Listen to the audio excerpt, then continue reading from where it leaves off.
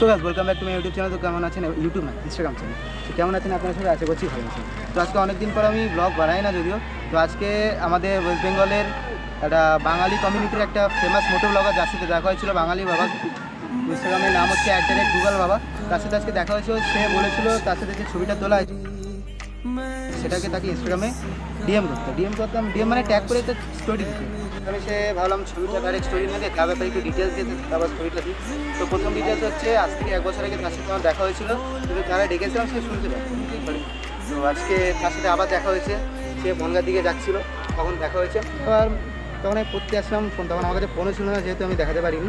তো আসার সময় তার সাথে দেখা হলো, তার সাথে প্রপার কথা বললাম একদম ফ্রেন্ড হিসাবে। প্রথমে তো ভাবলাম এত বড় সেলিব্রিটি কথা বলবে কি না, কিন্তু রিজুদা, মানে তার নাম হচ্ছে রিজু, সে একদম প্রপার মাইন্ডে কথা বলে আমার সাথে কথা বলেছেন। যেহেতু বাঙালি কমিউনিটির মোটো ব্লগার যথেষ্ট ভালো, তো তাকে একটা ট্যাগ করছি পোস্টে। যদি রিজুদা দেখে থাকো তো একটা নিশ্চয়ই একটা লাইক মেরে দিও। তো দেখা হচ্ছে পরে নতুন একটা ব্লগে। নমস্কার।